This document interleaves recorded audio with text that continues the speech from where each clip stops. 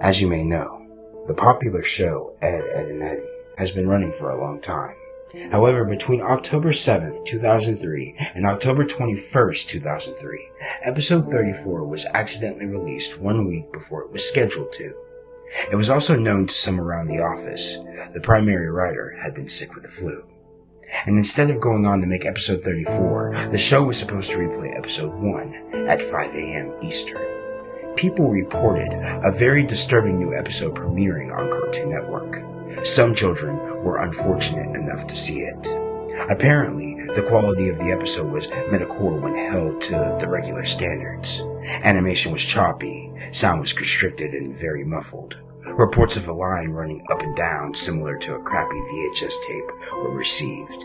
Scenery was described as overwhelmingly dark and depressing, without changing props and other background objects, stormy looking.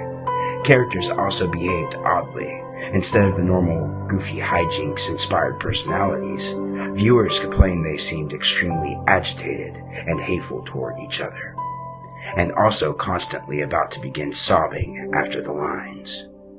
The protagonist also had a very bad lisp. No one knows why, but he spoke with a sexual tone, and that further bothered the viewers. I was one of these viewers.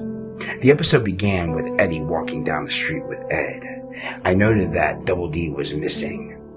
There was an angular shot coming from in front of the two to show them walking toward the viewer.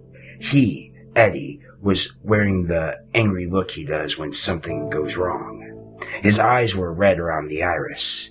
Ed looked absolutely forlorn and practically dragged behind Eddy, tears in his eyes, which were both lazy and looking in opposite outward directions. Kevin, the series antagonist, was riding his bike opposite of the Eds, toward them. The shot became blurry and low moans were heard coming from Eddy before Kevin hit him, which never happened because the screen went to black. The screen then snapped back and Kevin was again headed toward Eddy. The view was so blurry this time, all I saw was a green blob headed toward the yellow one. Again, the low moan. Only this time it sounded like the microphone was broken, and loud static came greatly overshadowing the moan. A claymation sequence of Double D sleeping in Eddy's bed came up. Honestly, it may have just been the abruptness, but I jumped and shivered. Waking up and getting out of bed, he moved oddly around the circular room, the fast pitter-patter of footsteps being the only audio. The steps' sounds were very clear as I was shown a bird's eye of him scampering around the room. There were no visible doors.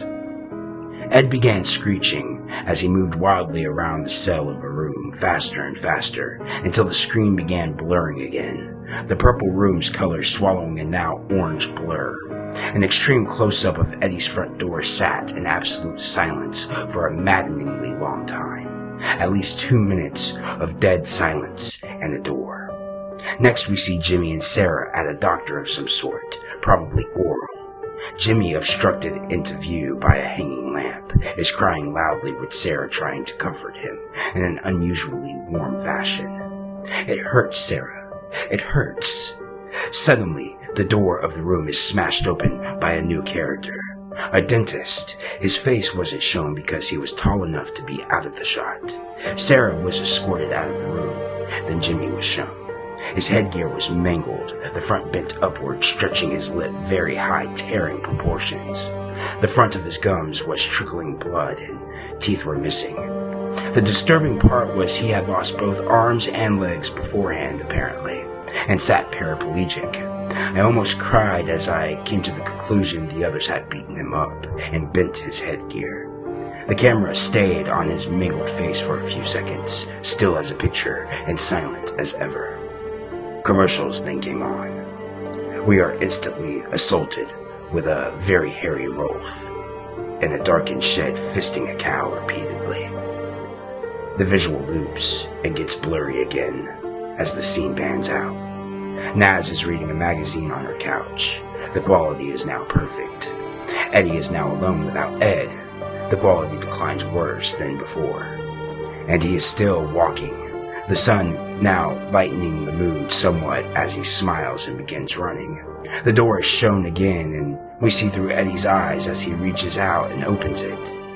His house is nice and bright, but a very badly played violin is blaring, the only audio in this scene as he makes his way through the house. Eddy opens the door to his room.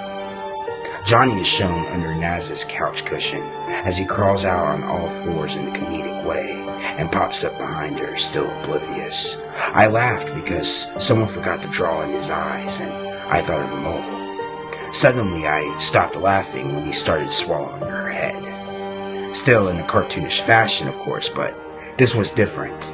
He and she stayed like this until she started kicking and struggling. Johnny held her like this until she went limp. A zoom in on his face revealed extremely small human eyes. Double D was laying on Eddy's floor, no longer in claymation. The camera showed Eddy's house for the remainder of the episode, about 3 minutes, and then the next program began on the spot.